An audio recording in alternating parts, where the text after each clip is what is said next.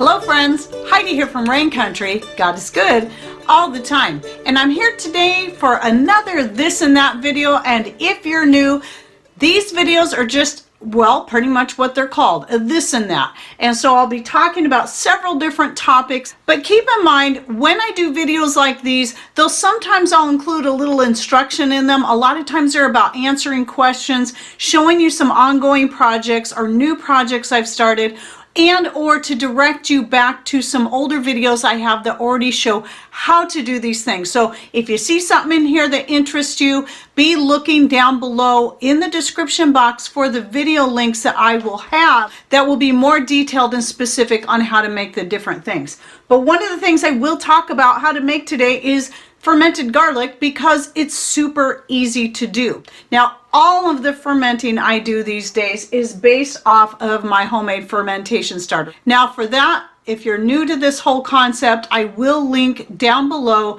to the full video I have on the fermentation starter, as well as the short, if you want just a real quick abbreviated version on how to make one. But for more detail on how to use it, the various things I use it for, I recommend watching the full length video, which is like 23, 24 minutes long, something like that. So the fermentation starter I used for this is the one, and you can tell the colors are all faded, but this is the one I started this last late spring, early summer, that I had used the red clover and the dandelion flowers because I wanted to try one that was based only off of some fresh herbs, because I hadn't done that yet. Most of the fermentation starters I've made has either been using ginger or various fruits that I get from the garden, or I've also used dehydrated and freeze-dried fruits to make them. But there's so many different things you can make a starter from, and it's an easy process. But if you're wanting to use it to ferment things, you want to give yourself 3 to 4 days advance to get one made. It's easy, but it just takes time for it to develop. So again, check out those videos down below. Even though I have a couple of videos just on how to make fermented garlic, really, I can tell you so quickly how to do this. So once you have this, you can also use whey if you have whey. But one of the great things about a fermentation starter for those who are vegan or at least need to be dairy free, using the fermentation starter works just as well as whey. So when you're fermenting garlic, it's as simple as putting in your peeled garlic. Try not to crush it or cut it. You want to keep it whole. Adding, I usually for a quart-sized jar like this, I'll put in a teaspoon of salt. I had enough to fill up a pint. This is, by the way, garlic I got at Costco. Even though we do grow garlic, a lot of times when I see it, I mean, it's just already peeled and ready to go. And if I happen to be in there, I'll grab a bag and then just ferment it. You can also dehydrate it as another way to preserve it or freeze it. But my favorite way when it comes to garlic is to ferment it. But anyway, so to this I put in about a half teaspoon of salt and then a teaspoon for each of these quart jars. And whenever I'm using the fermentation starter, the average amount that I'll put in is a 1/4 cup for each quart jar. So 1/4 to 1 quart. But that's just a guideline. You can put more than that. I usually do. But as long as you get at least that much. And the same amount applies if you're using whey. So to a pint-sized jar, as long as you have an 1/8 cup at least in there, you're going to be good. Again, if it's whey, an 1/8 cup. Then I just set it on the counter and let it ferment for 3 days. Now these lids have the silicone liner added in there. So it's a good idea to burp it once a day. Check it to make sure it's not going to bubble over. You can use metal lids, but now I've come to where I like to use either the Tatler or these lids like this. Yes, they're plastic, but metal lids have a tendency, and the bands like this here have a tendency to rust. So I've been switching over to doing a lot of my fermenting with this. Glass top is obviously going to be really good. So if you have the Fido jars, those are another really great thing that you can use for fermenting. I've fermented my garlic in Fido jars before. Thanks to Elizabeth, by the way, again, for sending me those. I think I've got them all in use right now. I love my Fido jars. But Fido jars, I didn't realize this, even though I'd had them for a while, they're actually self-burping. You don't have to go burp them. They'll burp themselves. At least that's what people have told me. But anyway, whenever you're fermenting something and you're putting a tight lid on it, then that's something you want to do once a day to prevent it from making a really big mess. And I still recommend putting it either in a bowl or on a towel if you're keeping it on your counter, so if it does still bubble over, it'll at least keep the mess kind of contained. So yeah, let it sit for 3 to 4, maybe 5 days, and then I keep it in the fridge after that. Now, if you have a good root cellar, you can also store it in the root cellar. We don't have one, but when I'm talking about the fermented anything like this, I just keep it in the fridge.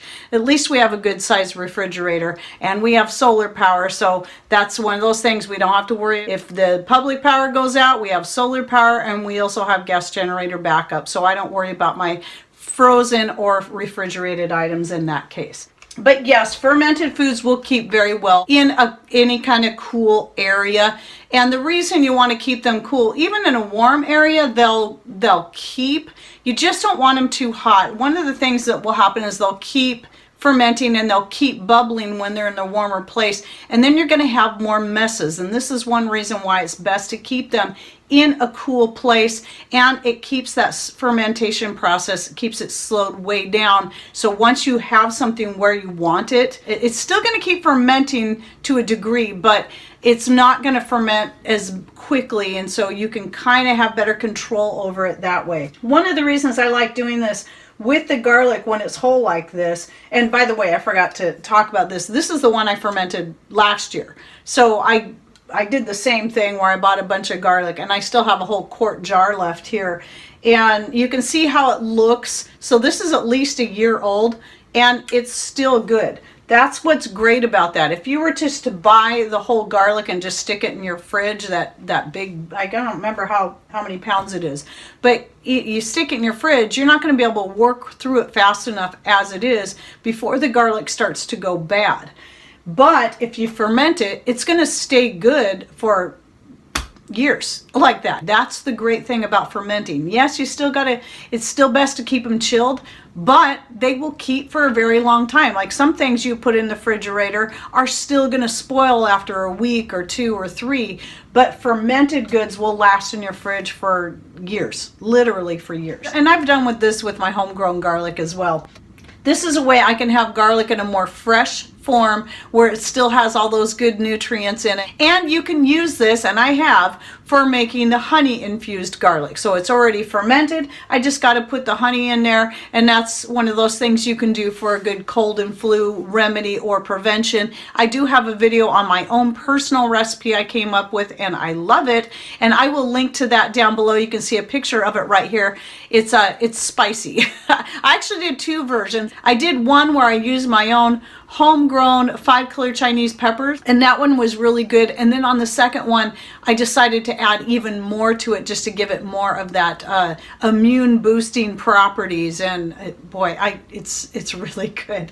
So anyway, you can check that video out, and remember, any of my recipes, you can tailor them to suit you. If it's too hot, too spicy, too whatever, just cut back on the spices or leave out what you don't like. You don't have to follow any of my recipes to the T. Anyway, so the fermented garlic and the fermented onions just are great. They're ready to go, and I can either use them whole or I can just chop them up and add them to stir fries or whatever it is I want to use them, which is most commonly how I'm going to use the fermented garlic, is when I'm making any kind of stir fry or something like that, and I just want to chop it up. Now keep in mind though, if you like a really strong garlic flavor, same thing applies to the onions. Once you ferment it, it tends to soften that flavor. It takes away some of the heat. Now some people might prefer that. I like a good strong garlic and onions, and that's the only thing, the only downside to me when it comes to that, but I still do, it still has a great flavor, and I still really like it. And it, you know, you're also adding some good probiotics by fermenting it like this. Anyway, moving on, let's talk about a few other things. One of the things I meant to talk about in my last This and That video, and you might have saw these sitting there on the counter, and I still forgot them. That's why I put all this stuff out, so I remember it. You know, that's just a different way of writing notes for me. But a lot of you know that I use the stainless steel canning funnel for a lot of things, and I just had the one, and the other one I have is my older one, and it's plastic. Well, when you're talking about canning, especially whenever you're pouring hot ingredients into anything, I recommend going with stainless steel, because when you're combining plastic with heat, yes, I know I use the Tatler lids. I mean, sometimes you got to make exceptions to Tatler. I love the Tatler lids. But when you're combining plastic and heat together, that's when you got to be a little bit more concerned about the toxins in the plastic, even the BPA-free stuff, getting into your foods. And so it's preferable when you're talking about canning using a stainless steel funnel. But I just prefer the stainless steel for everything. Well, I had been using, this isn't the old one, this is actually a new one, and I had been using it for a long time and really wanted another one. And someone asked me not too long ago, well, where did you get your stainless steel canning funnel? And I went to look up the link for it, because I got it on Amazon, and that was when I noticed that now they make them in sets where you can get the smaller one. Now the standard one this size will fit in both your wide and regular mouth jars, no problem. So you don't have to have one for a wide mouth and one for a regular mouth. This will work in both. However, this small one is exactly what I needed for jars like this. Let's see, this one here I vacuum sealed using the chamber. I think I was doing a demonstration, so let me see if I can get this lid open. Okay, there, it took me a little work. That chamber does an excellent job of sealing jars like this. So, and with that in mind, I don't have the chamber in here right now, but the vacuum chamber, yeah, I'll put a picture here, is great for sealing any of these irregular jars, like, you know, any kind of sauce jar or whatever that isn't a wide or regular mouth that your food saver tops won't work on. That's where the chamber is really handy. And also that is where this funnel is perfect. So the frustrating thing about these ones is they just, this one's actually tiny bit smaller than my other one, but it doesn't really sit on there great. So when you're wanting to, let me get my other one out to show you. So here's my older one. It is just a little bigger, you know, it's got a bigger bowl to it. But anyway, this one just, it doesn't fit inside it at all. You just kind of have to balance it on there. So it was really nice to get the set. So now I've got a funnel that's not a skinny opening here, so I can still fill jars up quickly, but also will fit inside these smaller mouth jars like this. So that was pretty cool. And anyway, so what I'll do is I'll link down below to the set if you're interested. I do recommend though getting yourself some kind of stainless steel funnel for whatever it is you're doing. Even if you're not into canning, if you're just wanting to fill jars with anything, doesn't matter what it is very handy having those funnels on hand. Okay, moving on to a couple other things. This is my little jar of pain relief capsules. I have two different varieties in here that I make. One, the green one, I believe is made completely from my own homegrown herbs. And then the other one is made from turmeric and some other things. Now, I did a video on this. I want to get some more of these made up, and they do work pretty good. I can't really say for sure if these work better than the pain relief extract or about the same. Normally what I do if one of us has a bad headache or back pain or whatever kind of pain it is, I might take one of each and maybe several times a day. That's the nice thing about your own homemade herbal blends like this, is you're a little bit safer as long as you know exactly what you're using and whatever reactions you may personally have to the different herbs. We just don't have issues like that. Then you should be pretty safe taking a little bit more, unlike, you know, you can only take so much ibuprofen, which is really hard on your gut, or you know, only so much acetaminophen. These things are very toxic for your system anyway, so you need to be staying away from those as much as possible. And so switching to the herbal remedies, they may not work as well, but one thing I found is by going with your own homemade herbal blends, eventually your body will, it starts to get where it's less dependent on any kind of pain remedy anyway. I'm going to soon need to make some more. I want to just to have them on hand, because these aren't even just for us. I share them with my kids too. If they come over, here, take some of these. That's right. I remember I shared some with my youngest son, and I think that's why this bottle went so quickly, because I gave him probably about half the bottle to take home with him. So if you're curious on how to make your own pain relief capsules, I'll link to that video down below, as well as the pain relief extract. And you can look at both of those. And you know, some people have a hard time taking capsules of any kind, then maybe the extract is the choice to go. And if taking an extract because the flavor is really intense is too hard, then maybe you can go with the capsules. There's also the option of making teas, but some herbs like feverfew, I would never take it as a tea because you're just prolonging the pain, because feverfew is very bitter, doesn't at all taste good. And by the way, I find that feverfew and catnip together fresh work really good for headaches. And so when those are coming in fresh, I use those instead of using either the extract or the capsules, because it's ready to go. Just pick a couple little sprigs and just eat it like that. So, and the leaves are, but you can use the flowers too. So anyway, moving on. Now in the video I did about fennel seed and the benefits, I talked about making an eye wash. And I found by using the little eye wash cups, it's a lot easier and just felt more thorough than using the dropper. The dropper is a good option, but for a really good eye treatment, getting the cups is very helpful. So you make your fennel tea and you want it to be about room temperature when you go to use it. And then I add a little bit of salt to make it match the body chemistry better. That way you don't get that heavy feeling that you get when you open your eyes underwater. And then just put it in the cups, and then you just hold it over your eyes like this, and then you move your eyes around there, blink rapidly, and that will really get that solution all around in the eyes. And boy, did it sure feel good when I did that. So I used these last night and then again this morning. And so I'm really happy with those. These ones are glass. You can get plastic ones for a lot cheaper, but I really wanted to go with the glass ones. So I'll link to these down below. But again, these were about $8 a piece when I bought them. Okay, now I'm going to talk about some spices. Now I have a video that is already done and uploaded and ready to publish, and it will come out later. I just try to get my this and that videos out sooner, you know, within 2-3 days of me shooting them. So I did a video on cinnamon and the benefits, and cassia versus Ceylon cinnamon, and why I use Ceylon cinnamon over cassia. And so I recommend you watch out for that video. And both do have health benefits. They're not, cassia isn't completely evil.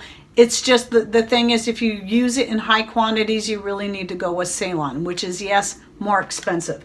But anyway, you can check out that video when it comes out for more information as to why. But anyway, at the time when I was shooting that video, I was talking about the Ceylon cinnamon sticks, and the ones that I used to buy, they have really gone up in price a lot, or they're hard to find. The organic Frontier brand Ceylon cinnamon sticks. But I found these and thought I'd give them a try because they were the same price I used to pay for the cinnamon sticks. And so those are the ones I ended up linking to, because I couldn't find the link to the Frontier brand to put down there under that video. And so I just wanted to let you know now, before that video even comes out, that so these are organic, and yes, Ceylon cinnamon, it does come from Sri Lanka. That's where it comes from. That's where it's supposed to come from. And this is really good. It has a wonderful aroma, a wonderful flavor, great price. The best price I've been seeing for quite some time for Ceylon cinnamon sticks. And the other thing interesting about these is that they are longer than any of the other ones I've ever purchased. Oh my gosh, they smell good. So I've made some tea out of these so far, and I might even start another jar of cinnamon extract at some point, though it'll probably take me a while to work through even the little bit that I have. So I'll go ahead and link to these down below as well. And a couple other things I'll be linking to. This is a new one I'm trying.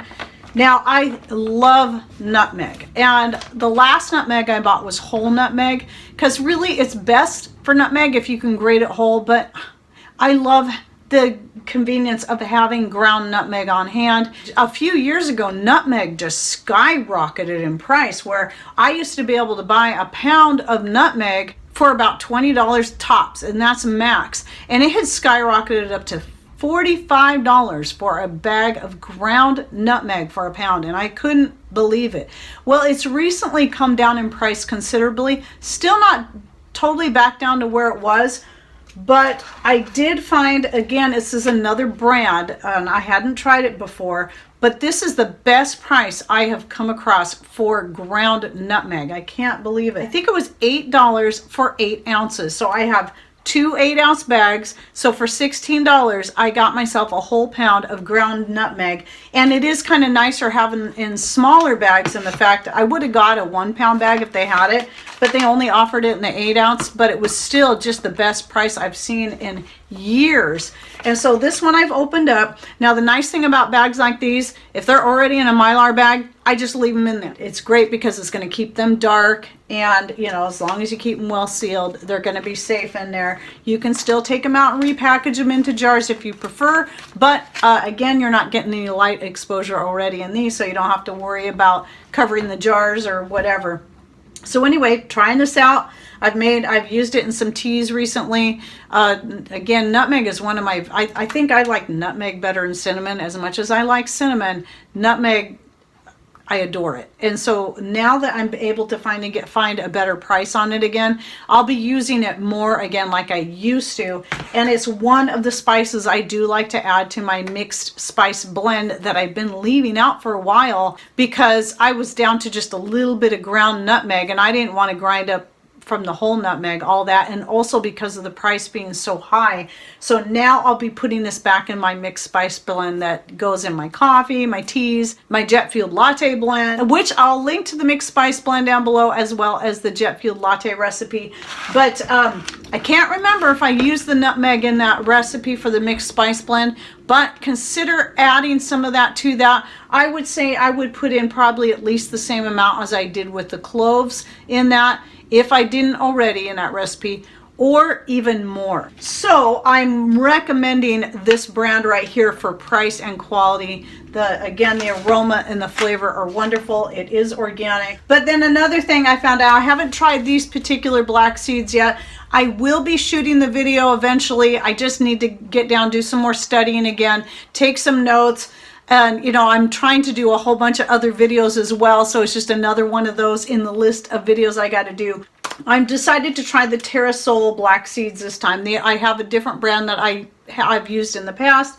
And so even if you don't even know what these are good for yet, to me, I don't care for the flavor of black seed. But for the sake of their benefits, I recommend getting some and having it on hand. Even if you just stick it away for now and just hang on to it until you can learn more about it.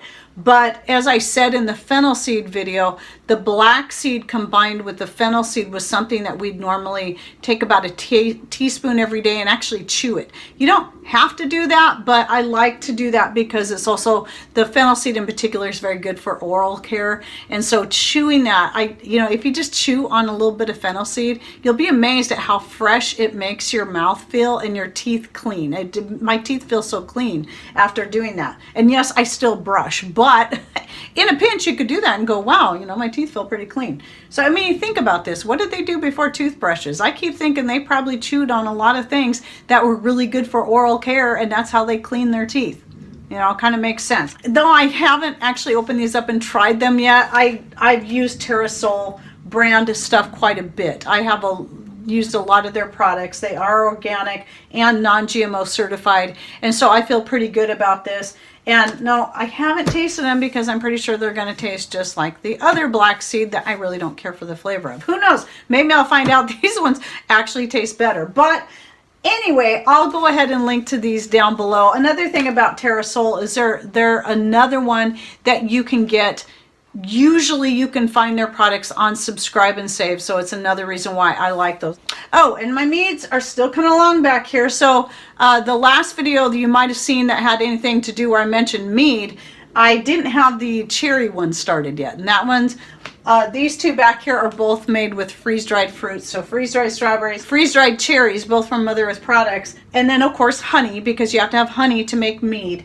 And then this one up here is the vanilla mead. So if you're curious on what's the difference between wine, mead, blah, blah, blah, I'll link to that video that just came out down below so you can check that out. And I explain all the differences. I also talk about vinegar, kombucha, and the fermentation starter. What are the differences of all these different things, especially for those of you who are new to fermenting. All right, well, I hope you enjoyed my this and that for the week. Don't forget to check out the videos and the links that I'll be putting in the description box down below. Don't forget to click on either show more, which should be right down here if you're on your PC, or if you're on a smart device, that little gray triangle right over here, to open up that description box and see all the things that we put in there. All right, well, thanks for watching. Take care and God bless.